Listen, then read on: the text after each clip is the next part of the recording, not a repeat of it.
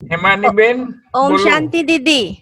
ओम शांति। ओम शांति। आज के इस अनुभव के सेशन में आपका बहुत बहुत दिल से स्वागत है। ऐसे हम अनुभव तो सभी का सुनते हैं जो बहुत प्रेरणादायी होता है और यूनिक भी होता है सबका अनुभव। तो आज हम आपका ही ऐसा ही प्रेरणादायी अनुभव सुनने के लिए आतुर है। आप सुनाइए। जी जी जी जी। ओम शांति। शांति। देखो, ये एक तरफ तो कोरोना के कारण लॉकडाउन का पीरियड चल रहा है, पर साथ साथ विज्ञान की कितनी मदद है जो हम घर बैठे ही ज्ञान की चर्चा कर रहे हैं, घर बैठे एक दूसरों को मिल रहे हैं, तो ये बहुत बड़ी बात है। तो आज विशेष आप सबके साथ, वैसे तो आप में से कईयों ने ये सुना होगा क्योंकि हम सभी तो साथ साथ बड़ौदा में सेवा में उपस्थित हैं। तो अभी आज से आप लोगों ने कहा, इसलिए बहुत बहुत बहुत साल पुरानी बात याद करते हैं। आज से 50 वर्ष पहले की बात है ना। अगर ज्ञान में चलने के पहले से ही शुरुआत करें तो इंटरेस्ट तो था, आध्यात्मिकता में इंक्लिनेशन था, रुचि थी, और इसीलिए हमेशा मन के अंदर ये संकल्प चलता था कि आखिर ये जीवन क्या है, हम कहाँ से आए हैं, ये सब बातें अंदर अंदर चलती थी। और इसी बात को लेकर के ही हमने मेडिकल यूज किया कि भाई यही एक क्षेत्र है जहां पर हम जन्म और मृत्यु के बहुत नजदीक जा सकते हैं।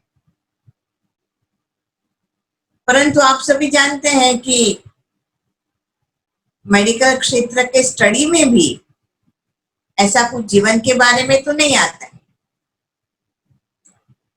तो हमें याद है कि ज्ञान में चलने से कुछ समय पूर्व हमें एक स्वप्न आया था, और स्वप्न में मैं देख रही थी कि एक गहन शांति के अनुभव एक शिव के मंदिर के अंदर, जैसे पाताल में कई मंदिर होते हैं ऐसा कोई मंदिर था, और मैं जैसे शिवलिंग के आजू बाजू फूलों से ओम लिख रही थी। दूसरे दिन जब मेरी एक फ्रेंड थी, वो ब्राह्मण थी, हम लोग तो वैष्णव थे इसलिए कृष्ण को मानने वाले थे, तो मैंने, वो मेरी जो फ्रेंड थी वो लोग शिव को मानने वाले थे, तो मैंने कहा कि भाई तेरा भगवान मेरे सपन में क्यों आया, मैं तो उनको मानती नहीं, हम तो कृष्ण को मानते हैं। ऐसा करके बात को भूल गए, तो कुछ ही समय के अंदर हमने ये प्रदर्शनी देखी। मैं समझती हूँ कि 67 के अंदर एक बार पहली बार प्रदर्शनी देखी, और उसके बाद फिर लगभग 1 साल के बाद न्याय मंदिर हॉल के अंदर प्रदर्शनी लगी हुई थी।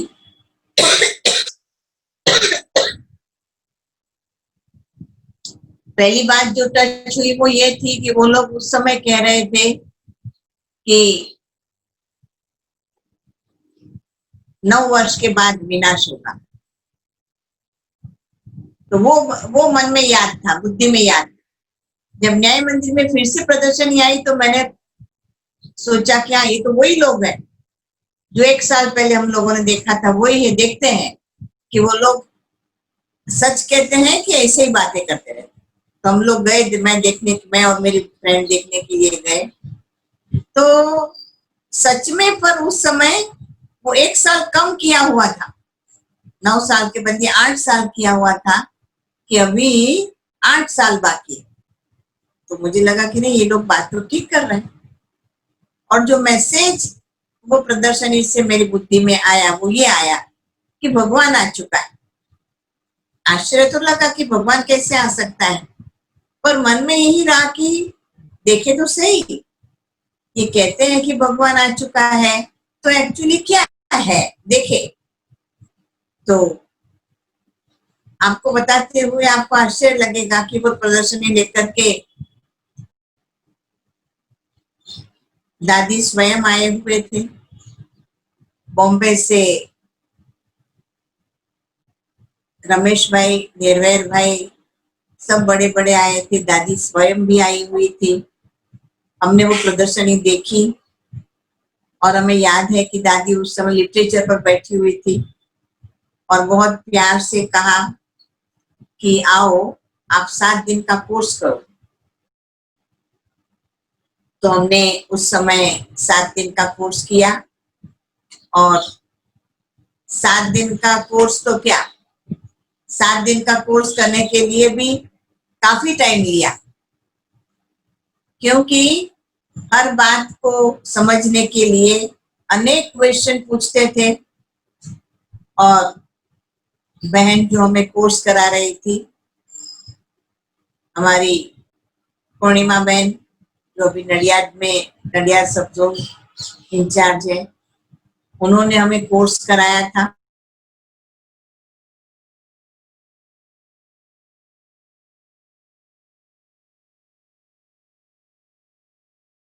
के बाद ज्ञान को समझने के बाद लगभग मैं समझती हूँ कि 1 साल के बाद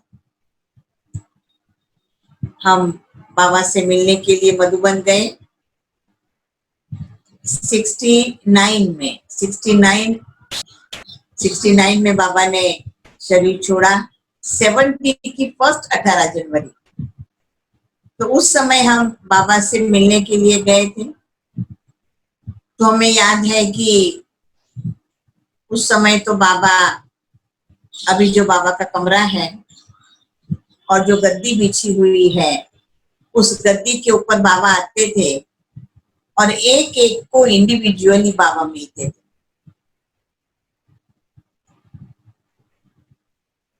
तो उस समय हमारे साथ बाबा ने काफी लंबे समय तक बात किया। और उस समय तो जो टीचर होती थी, ब्राह्मणी होती थी, वो भी बिठा करके चली जाती थी और बाबा और हम 2 ही होते थे। तो बाबा ने काफी लंबे समय तक बात किया और उस समय जो पहला वरदान बाबा ने दिया, तो बाबा ने पहले यही कहा कि तुमको पता है अचलगढ़ तुमने देखा है? तो मैंने कहा नहीं देखा है। तो बाबा ने कहा अचल का अर्थ क्या होता है? तो मैंने कहा जो चलायमान नहीं होता है। तो बाबा ने कहा देखो, ये अचलगढ़ तुम्हारी यादगार। हमारी दादी, चूंकि दादी थी साथ में, तो उन्हों को बुलाया और कहा कि देखो ये अचलगढ़ इनकी यादगार है, तो इनको तुम जरूर दिखा के लाना। तो पहला जो वरदान मिला वो यही मिला। बाबा ने कहा कि अचलगढ़ तुम्हारी यादगार, और यही वरदान का अनुभव लाइफ टाइम रहा। जब बाबा को याद करते थे तो मूल निश्चय की बात यह है कि स्वयं भगवान सृष्टि पर आया हुआ है, स्वयं भगवान हमें पढ़ा रहा है। ये बहुत बड़ी बात है। तो उस निश्चय के लिए जब हम योग में बैठते थे तो बाबा को याद करते थे और बाबा को कहते थे कि बाबा आपसे तो हम रोज मुलाकात करते हैं, तो आप तो हमें पहचानते हैं अच्छी तरह से, परंतु मधुबन में तो हमें कोई नहीं पहचानता है। खास करके जो बड़ी दादियां हैं, दादी है बड़ी, तो वो तो हमें नहीं पहचानेगी, हम तो बहुत नए हैं। उस समय ही ये पॉइंट विशेष निकली थी, लास्ट सो फास्ट और फास्ट सो फर्स्ट। तो हमें लगता था कि ये हमारे लिए ही विशेष पॉइंट बाबा ने कही है, हम ही सबसे लास्ट आए हुए। तो अनुभव एक बार ऐसा रहा कि एक बार हम मधुबन गए हुए थे और उस समय बाबा हिस्ट्री हॉल में आते थे और उस समय का रिवाज ऐसा था कि बाबा मुरली चलाते थे और मुरली चलाने के बाद सभी बच्चे चले जाते थे और केवल बड़ी दादियां वहां बैठती थी और उन्हों के बीच ही बाबा को भोग लगाया जाता। तो हम तो उस समय बहुत छोटे छोटे थे, तो सबको बाहर निकाल दिया गया था। तो हमें याद है कि उस समय जो हिस्ट्री हॉल का पहला दरवाजा है, सब दरवाजे बंद कर दिए जाते थे। तो हम वो दरवाजा के बाहर खड़े खड़े बाबा को देखने की कोशिश कर रहे थे।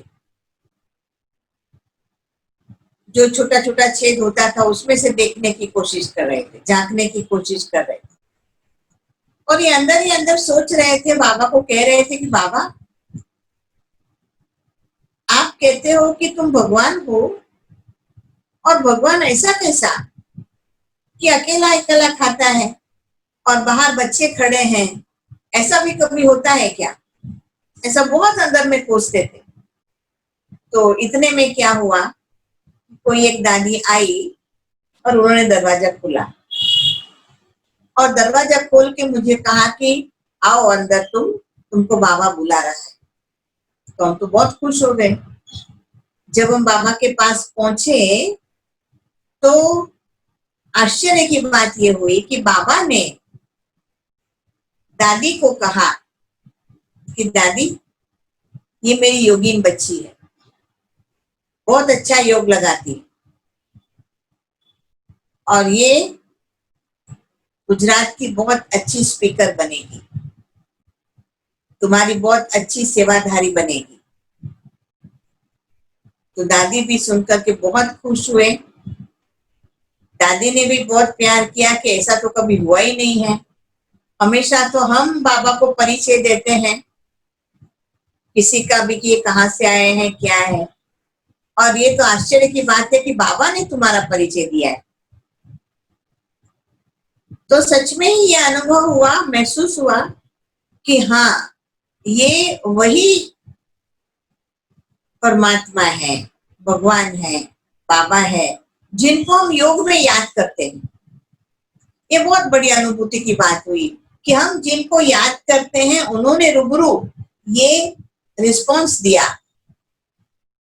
जो बात हम योग में करते थे वो बात रूबरू यहाँ पर हुई। ये एक बहुत अच्छा अनुभव हुआ।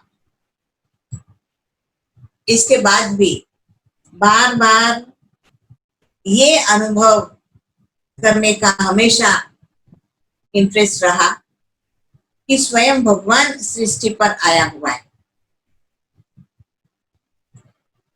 एक बार की बात है, उस समय तो हम स्टडी करते थे, कॉलेज में पढ़ते थे। जब ज्ञान में आए तो सेकंड ईयर में थे, सेकंड एमबी में थे, उसके बाद फाइनल एमबीबीएस में थे। तो एक समय की बात है कि मधुबन से निमंत्रण आया हुआ था ट्रेनिंग के लिए। 15 दिन की ट्रेनिंग थी और निश्चय ये हो चुका था कि स्वयं भगवान आ चुके हैं, भगवान का बुलावा आया है, तो कैसे भी करके हमको जाना ही जाना है। तो हम तो बिना कुछ सोचे समझे चले गए। उस समय हमारी कॉलेज के अंदर जो 15-15 दिन की छोटी टर्म होती है, तो मुझे याद है कि स्किन वीडी की उस समय टर्म थी, तो हम पूरी टर्म एब्सेंट रहे, आदि से अंत तक। बाद में हमारे फ्रेंड ने बताया कि डॉक्टर पूछ रहे थे कि क्या इसने पढ़ाई छोड़ दिया है क्या, वो कहाँ चली गई। तो उसने कहा नहीं, छोड़ी तो नहीं है, आबू गई हुई है, 15 दिन एब्सेंट पड़ गई। तो डॉक्टर ने कहा कि अच्छा, उनको बोलना चिंता नहीं करें, मैं 15 दिन की प्रेजेंस मार्क कर दूंगा।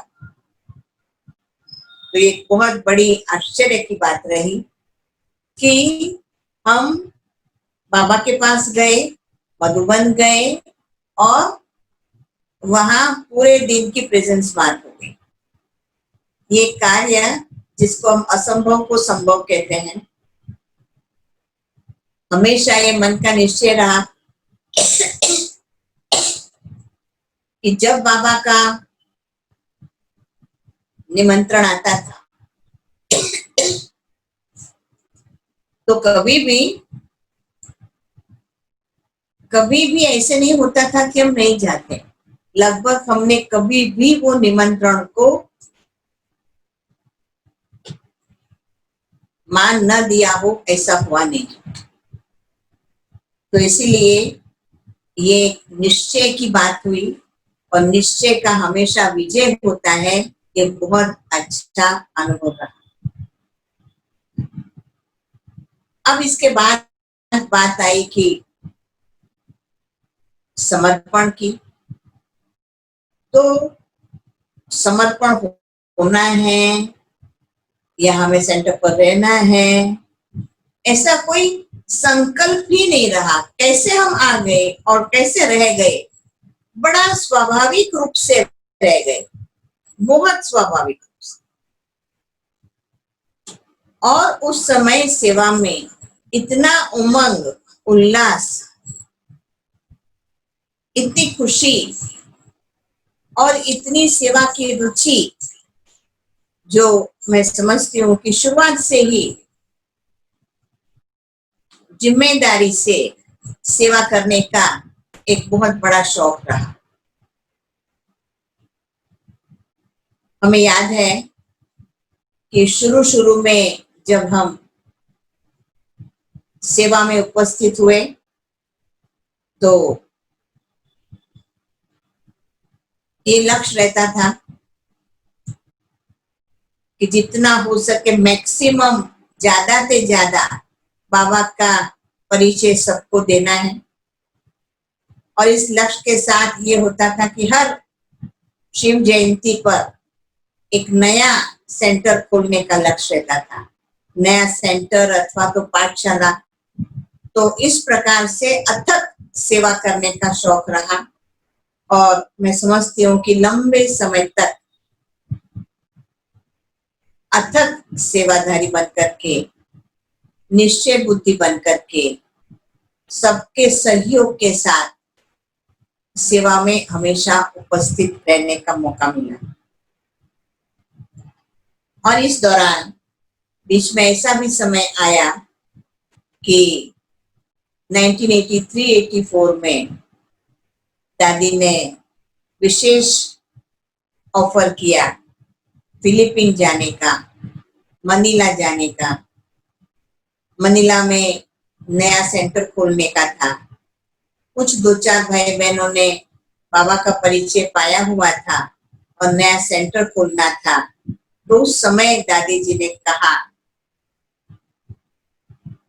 मनीला जाने के लिए, और हम उस समय जॉब करते थे तो हमने तो रिजाइन करने के लिए रख दिया, परंतु वहां से कहा गया कि भाई रिजाइन करने की जरूरत नहीं है, तुमको अगर 1 साल के लिए जाना है तो हम 1 साल के लिए आपको छुट्टी दे सकते हैं, विदाउट पे लीव दे सकते हैं और फिर दोबारा आके ज्वाइन करो, पर आप रिजाइन क्यों करते।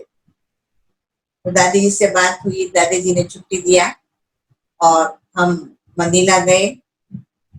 वहां जाने में भी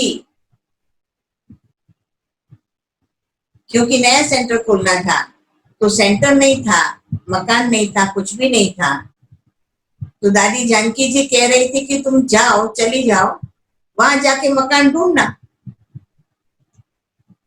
तो हमारी बड़ी दादी दादी प्रकाशमणि जी, तो उन्होंने कहा कि ऐसे कैसे मैं उनको भेज दूं, कि नई नई जाएगी, वहां जाके कैसे मकान ढूंढ सकती है, पहले मकान ले लो। उन लोगों को बोला कि तुम किराए पर भी मकान ले लो, उसके बाद ही हम भेजेंगे। तो दोनों दादियों की चर्चा के बीच में उन लोगों ने मकान ले भी लिया और फिर वहां जाना हुआ। और 1 साल के लिए वहां जब गए तो एक बहुत अच्छा नया अनुभव था, क्योंकि मेरे साथ रहने वाली बहन भी ऑस्ट्रेलिया की ही थी, डबल फॉरेनर जिसको कहते हैं, माला था उसका नाम। और उसने भी बहुत अच्छा संघ के रंग का अनुभव किया। थी डबल फॉरेनर, क्रिश्चियन थी बेसिकली, परंतु उसके संस्कार काफी इंडियन संस्कार से मिलता जुलता था। फिर भी फॉरेनर तो फॉरेनर ही होती है। तो एक ऐसा अनुभव रहा, जो यहाँ से गए तो कांस्टेंट एक, वो खुद इंग्लिश थी, उनको जरा भी बिल्कुल हिंदी गुजराती कुछ भी नहीं आता था, तो सतत दिन रात केवल इंग्लिश में बात करना, व्यवहार करना, सब कुछ करना, आने वाले भाई बहनों से भी बात करना। तो एक बहुत नया अनुभव रहा, जिसको पढ़ाई कहते हैं। तो कांस्टेंट वहां पर स्टडी भी चलती थी और साथ साथ सेवा भी चलती थी। एकदम नए प्रकार की सेवा का अनुभव रहा। और उसके बाद फिर हम जब आए तो ये अनुभव की बात है कि यज्ञ के भी बहुत बहुत नजदीक रहने का अनुभव रहा। आप सबको शायद पता है कि दादियों के भी बहुत नजदीक रहने का मौका मिला। कई बार दादियां यही कहती थी, जब हाथ ऊपर उठवाते थे कि साकार बाबा के समय कौन कौन थे, तो जैसे कि हमने जस्ट मिस किया बाबा को, परंतु तुरंत बाबा के यज्ञ में आए, तो दादियां भी यही कहती थी कि नहीं तुम तो हमारे साथ थी। हमने कहा दादी हम तो नहीं थे। बोला नहीं नहीं आप तो हमारे साथ ही थी, हमको ऐसा ही लगता है। और मेरा अनुभव है कि बहुत बड़ी बड़ी दादियां हमें एज ए एकदम नजदीक, एज ए फ्रेंड महसूस करती थी। बड़ी बड़ी दादियां, दादी चंद्रमणि भी ऐसे मिलेगी जैसे अपनी एक फ्रेंड को मिलती है। वैसे शुरू में तो ऐसा था कि दादी चंद्रमणि तो पंजाब की दादी कही जाती थी, तो पंजाब की ही बहनें खास उसको मिलने के लिए जाते थे, हम भी जाते थे। तो दादी को गुजरात की बहनें बहुत पसंद आती थी, उनके देखते बोलते थे कि हमको तो ये बहुत पसंद है।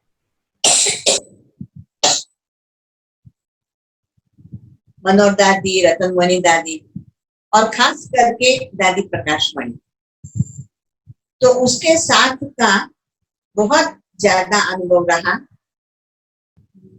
काफी समय, बहुत बार दादी कॉटेज में ही रह करके दादी की सेवा में उपस्थित रहने का मौका मिला।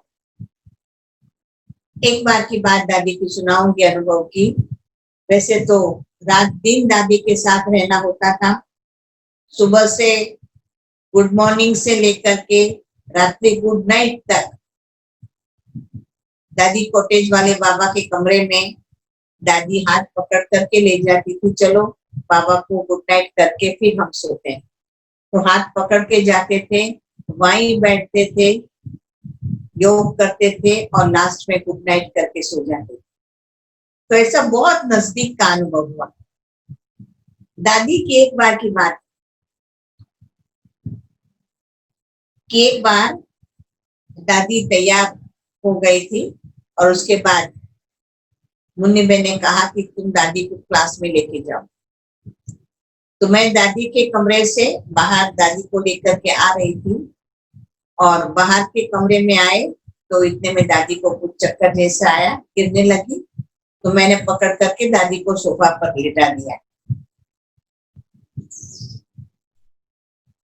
तुरंत सभी डॉक्टर्स को बुलाया गया, सब बड़े भाइयों को बुलाया गया। तो डॉक्टर ने आकर के दादी को थोड़ी ट्रीटमेंट दिया, ठीक भी हो गई और फिर दादी को फिर से उनके कमरे में सुला दिया।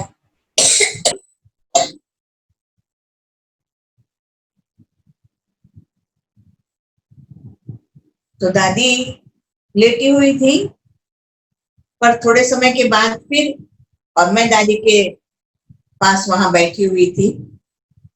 अच्छा हो गया था, दादी के पास में बैठी थी। दादी घूम करके मेरी ओर देखती है, फिर कहती है, देखा निरंजना, दादी का नाटक देखा? तो मैंने कहा कमाल है, दादी की तबीयत खराब हुई और दादी के चेहरे पर उसके बिल्कुल असर नहीं। ऐसे कह रही थी कि देखा दादी का नाटक देखा। तो वो सीखने को मिला कि कितना साक्षी दृष्टा बन करके अपने आप को और परिस्थिति को दादी देख रही और कह रही थी कि चलो क्लास में नहीं चलना है क्या? मैंने कहा दादी क्लास तो पूरा हो गया।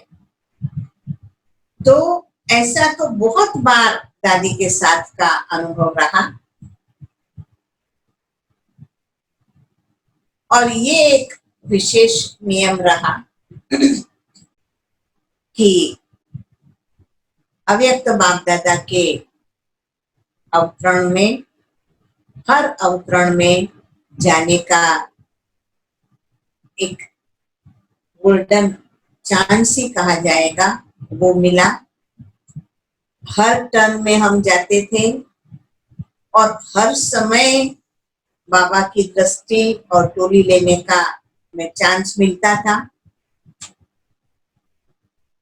ये देख करके बहुत लोग बोलते थे, मधुबन निवासी भी बोलते थे कि दादी इनको क्यों इतना चांस देते हो, सबको तो नहीं आने देते हो, इनको मधुबन में भी आने देते हो और आप तो स्टेज पर भी आने देते हो, ऐसा कैसा?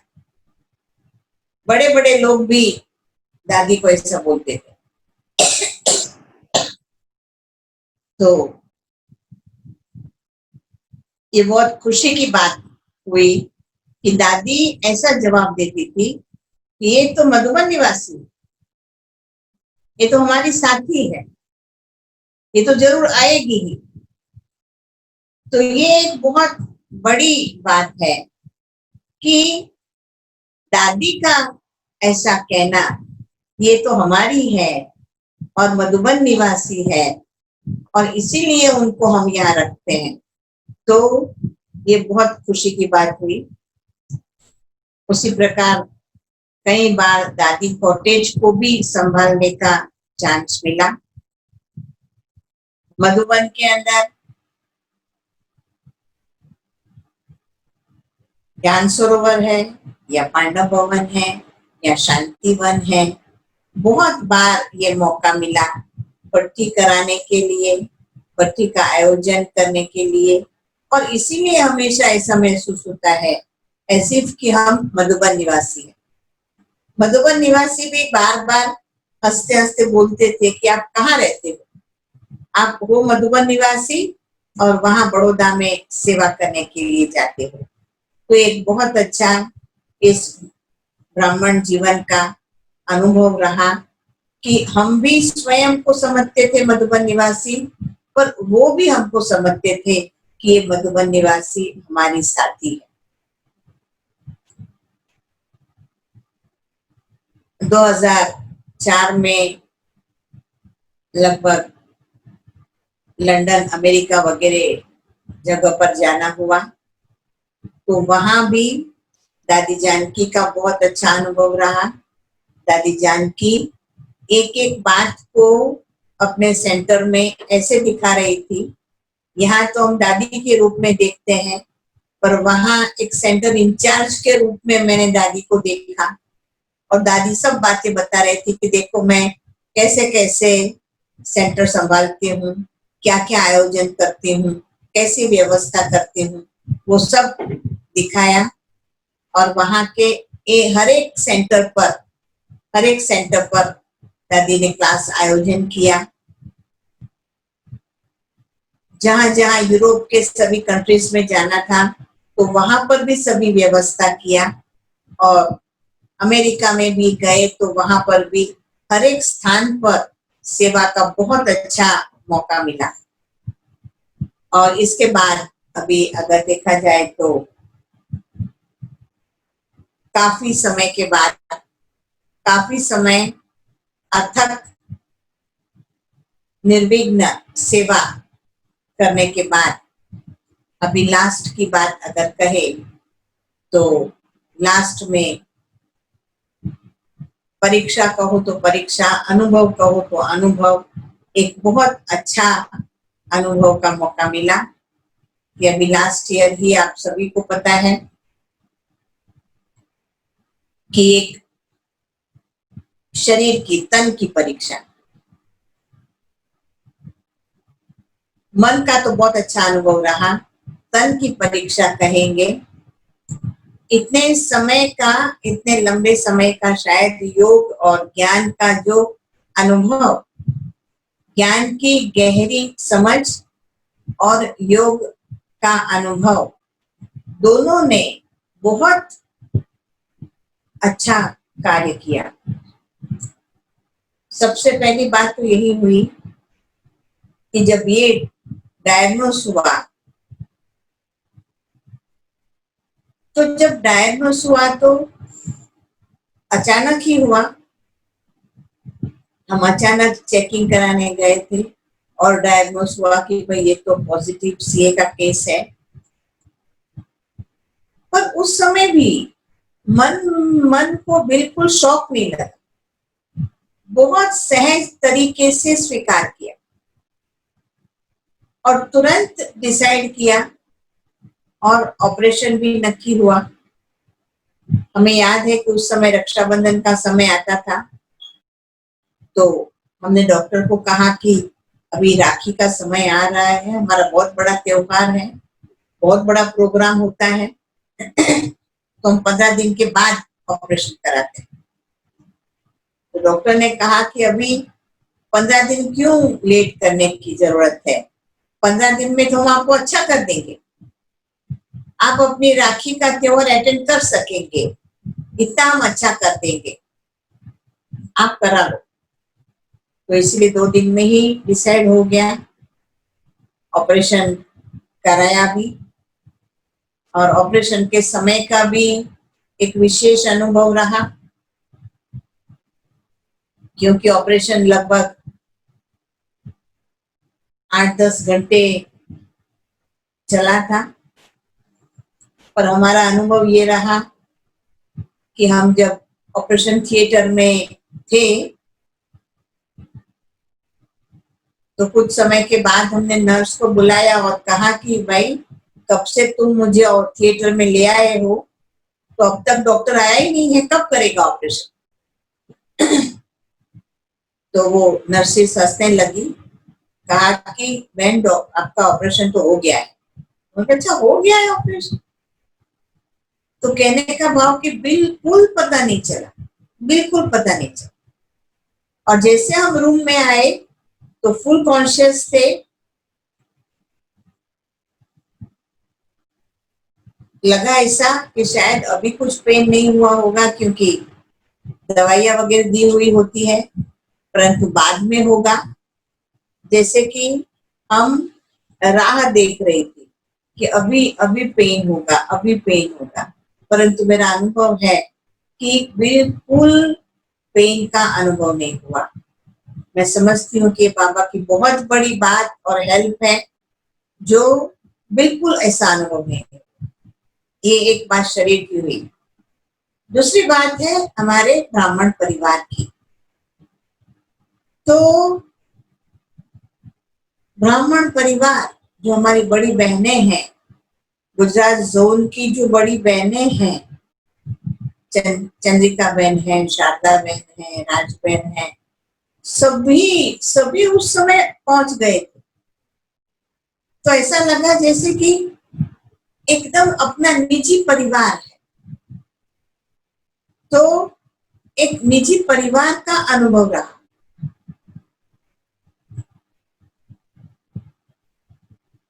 उसके बाद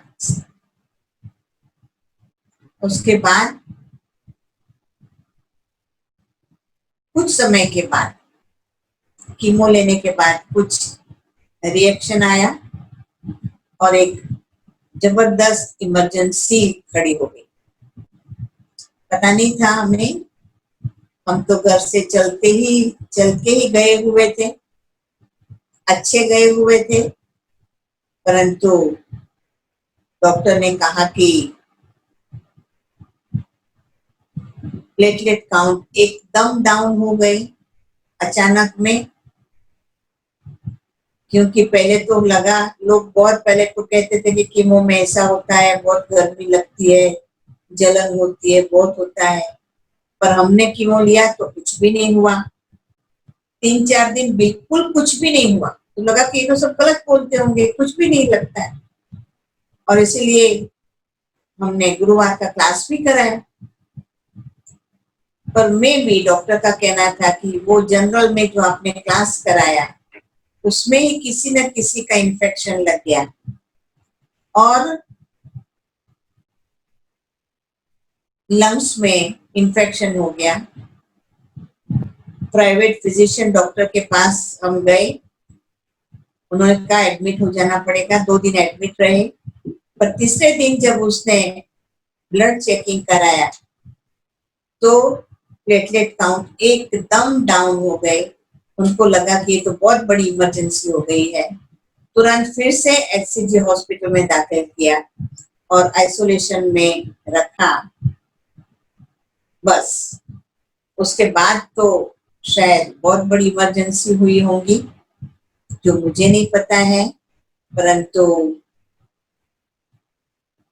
कुछ दिनों में ही, 2-3 दिनों में वेंटिलेटर पर भी रखा गया। 18-20 दिन वेंटिलेटर पर रखा गया। और उन दिनों में सारा यज्ञ जैसे कि उमड़ पड़ा। डॉक्टर बनारसी भाई, ललित भाई और जो भी बड़े बड़े भाई हैं, हमारी बड़ी बहनें हैं, वो सभी आकर के हाजिर हो। सभी ने डॉक्टर के साथ मीटिंग किया कि क्या करना है, कैसे करना है। डॉक्टर बनारसी भाई तो बहुत बार आ गए। जब डॉक्टर बनारसी भाई आए तो उन्होंने तो ये कहा कि हम तो यहाँ नहीं रखेंगे, हम तो अहमदाबाद ले जाएंगे।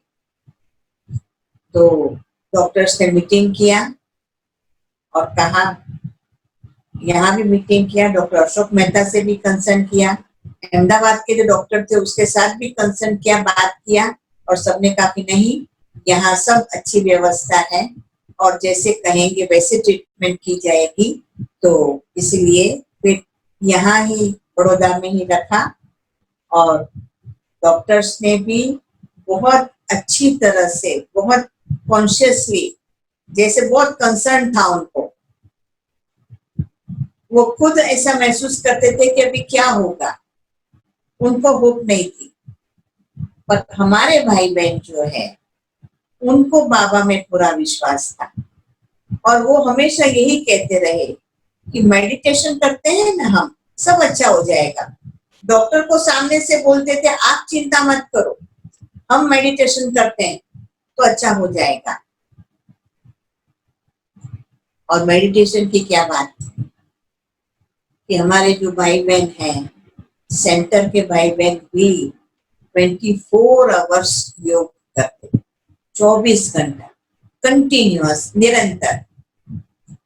गुजरात के सभी सेंटरों पर योग चलता था, यहाँ तक कि विदेश के भी कई सेंटरों पर योग चलता था। मधुबन का एक व्यक्ति ये कहता था कि हम आपके लिए योग कर रहे हैं, हम आपके लिए योग कर रहे हैं, हम आपके लिए योग कर रहे हैं। तो जब हम थोड़ा आईसीयू से जनरल वार्ड में आए, कभी भी कंटिन्यूअस सभी मिलने के लिए आते रहे। मधुबन के, पांडा भवन के सभी बड़े बड़े भाई, जो सभी डिपार्टमेंट के इंचार्ज भाई हैं, बहनें हैं, सभी बड़ी बड़ी बहनें, भाई सभी आकर के मिल के गए। तो हमें अंदर अंदर ये होता था कि क्या हम इतने बड़े हैं जो इतने सारे लोग हमारी केयर कर रहे हैं, यज्ञ में इतना ज्यादा हमें लोग प्यार कर रहे हैं, दुआ दे रहे हैं। जानकी दादी का भी 2 बार मैसेज आया, रिकॉर्डेड मैसेज आया, और दादी ने याद प्यार देकर के यही कहा कि अच्छा होना ही है। गुलजार दादी का भी बार बार मैसेज आता रहा, टोली आती रही, गिफ्ट आती रही। रतनमणि दादी ने भी कितनी बार फोन पे बात किया रूबरू में। तो ये लगा कि जैसे कि पूरा यज्ञ हमारे साथ है, पूरा यज्ञ हमारे साथ। और साथ साथ हॉस्पिटल की जो बात हुई वो बड़ी वंडरफुल हुई। हॉस्पिटल में एक एक व्यक्ति को ऐसा था, कंसर्न था। वहां का जो स्टाफ था, उस स्टाफ में सबने बहुत प्यार से सेवा की।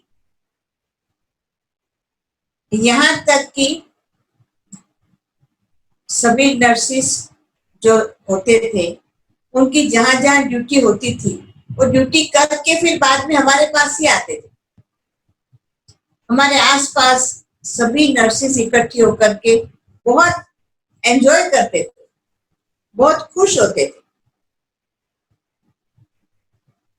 हॉस्पिटल के कई पेशेंट्स आते थे आशीर्वाद लेने के लिए। तो ऐसा नहीं लगता था कि हम कोई पेशेंट बन के वहां बैठे हैं, लगता था जैसे कि सेवा के लिए बैठे हुए। और सबसे बड़ी बात तो ये हुई कि डॉक्टर्स को मेडिटेशन के ऊपर एक विश्वास बैठना शुरू हुआ कि सच में मेडिटेशन कुछ कर सकता है। तो विशेष करके जो डॉक्टर केयर कर रहे थे, उन्होंने एक प्रोग्राम अपना बनाया, और वो कह रहे थे कि अगर इफ यू डोंट माइंड, आपको अर्जा नहीं है, तो हम एक ऐसी प्रोग्राम बनाते हैं, सीडी बनाते हैं, जिसके अंदर हम ये सबको कहना चाहते हैं। लोग बहुत डरते हैं। एक बार किसी को वेंटिलेशन पर अगर रखा जाता है, तो अच्छे अच्छे पढ़े लिखे लोग भी ऐसा ही समझते हैं कि एक बार व्यक्ति को वेंटिलेशन पर रखा गया मीन्स कि खत्म, वो नहीं बच सकता। परंतु आपके केस से हम लोगों को ये कन्विंस करना चाहते हैं कि वेंटिलेटर पर रखना भी एक ट्रीटमेंट है, पार्ट ऑफ ट्रीटमेंट है। जरूरी नहीं है कि उसके बाद व्यक्ति खत्म ही हो जाता है, नहीं, अच्छा होता है। तो हम ये लोगों को बताना चाहते हैं, तो इसलिए कहते हैं हम लोगों को भी ये बताएंगे। और मेडिटेशन के पर भी उनका बहुत विश्वास बैठ गया, और इसीलिए उसके बाद तुरंत ही हमारी मेडिकल कॉन्फ्रेंस होने वाली थी। तो यहाँ के जो भी मुख्य डॉक्टर थे, डॉक्टर राजीव, डॉक्टर अंकित शाह, वो और उनकी वाइफ के साथ चारों ही लोग मधुबन कॉन्फ्रेंस में गए। वैसे तो बहुत लोग जाने वाले थे, परंतु उनकी ड्यूटी के कारण वो नहीं जा सके। परंतु ये लोग वहां पर मधुबन गए, और मधुबन जाकर के बहुत बहुत अच्छा अनुभव किया। बहन शिवानी से भी वो लोग मिले।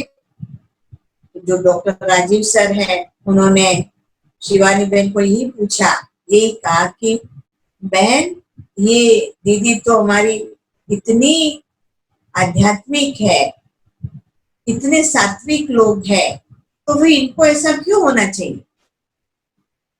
तो शिवानी ने यही कहा कि वास्तव में आप लोगों को लाने के लिए ही वो वहां आई थी, सेवा के लिए ही आई थी। तो वो लोग जब यहाँ पर आए और अपना अनुभव सुनाया तो यही कहा अनुभव में कि हमें ब्रह्मा कुमार कुमारी बनाने के लिए, हमें ब्राह्मण बनाने के लिए ही दीदी हमारे हॉस्पिटल में आई। तो ऐसा बहुत अच्छा उन लोगों का अनुभव हुआ। और हमारा स्वयं का अनुभव ये रहा, हमें आश्चर्य लगा, बाबा की अद्भुत मदद रही। इतना सब होने के बाद भी हमारा मन बिल्कुल अशांत नहीं हुआ।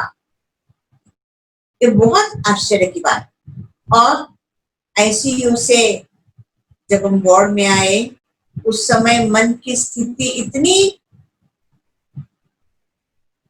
आत्मिक रही, सोल कॉन्शियस रही, इतनी आत्मिक रही, ऐसा महसूस हो रहा था कि जैसे कि बाबा ने आत्मा को एक बहुत अद्भुत अनुभूति करा के कॉस्मोस में छोड़ दिया। आत्मा अनुभूति होती रही कि आत्मा से जैसे कि आनंद के, शांति के, शक्ति की किरणें निकल रही है और मैं सारे विश्व में वो किरणें फैला रही हूँ। ऐसा लंबे समय तक ऐसा अनुभव रहा।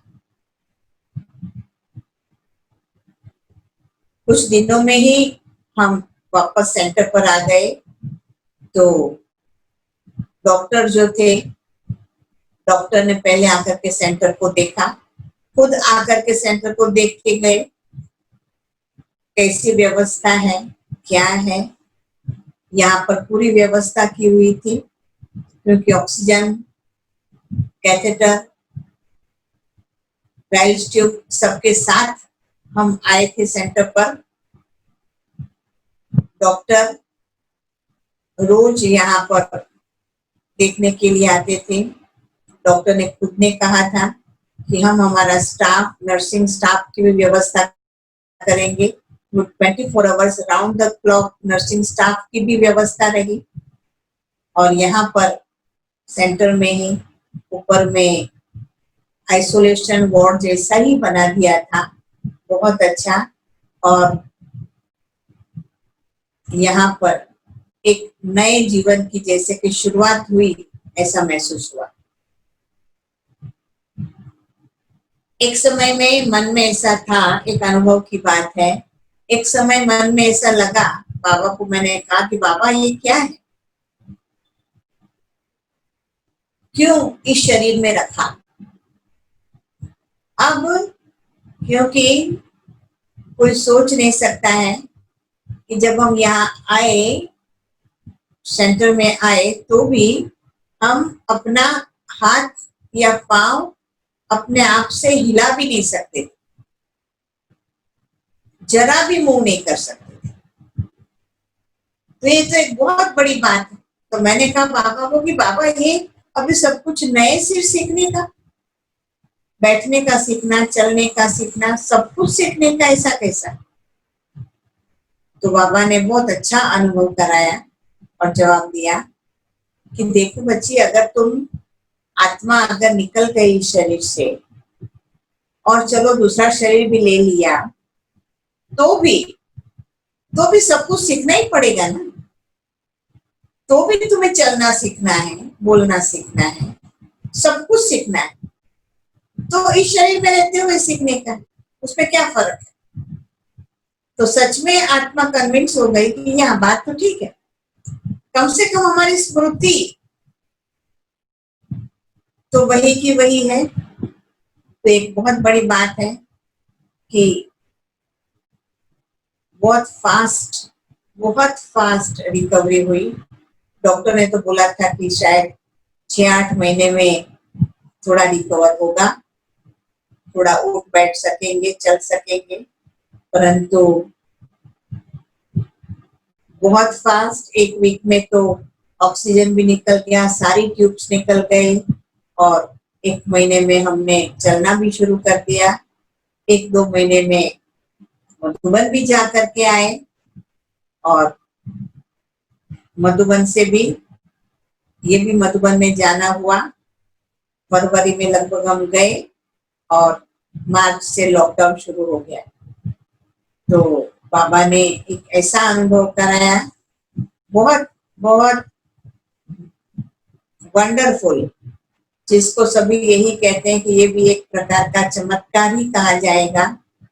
हमें लगता है कि एक नया जन्म है, परंतु ये बाबा का शुक्रिया है और ब्राह्मण परिवार की बेहद दुआएं कहा जाएगा।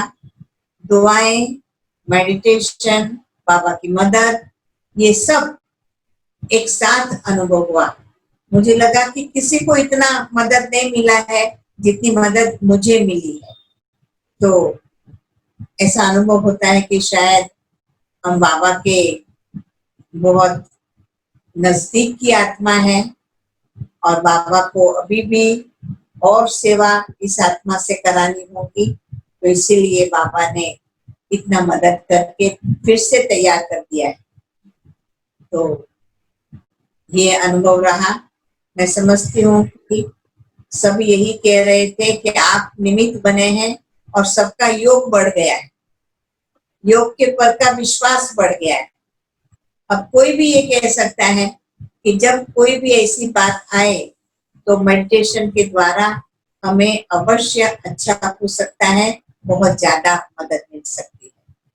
तो आप सभी ने भी बहुत बहुत योग किया है, दुआएं दी है। आप सभी का भी बहुत बहुत धन्यवाद है।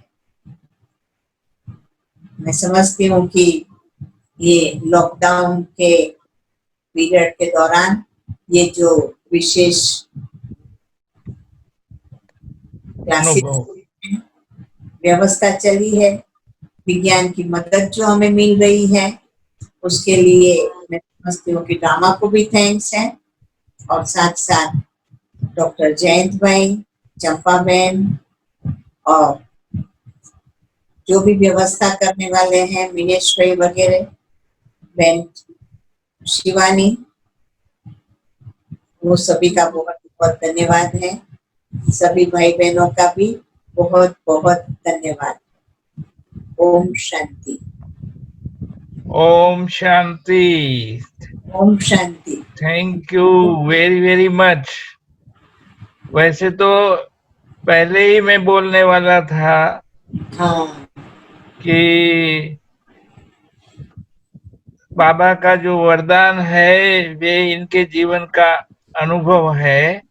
हाँ अचल अचल गढ़ यादगार है। मैं उसी समय वहां ही था जब बाबा हाँ, को आप मिल रहे थे, तब मैं वहां था। तो मुझे ये याद रहा हुआ है, कई बार आपको भी बताया है कि मुझे याद है ये बात।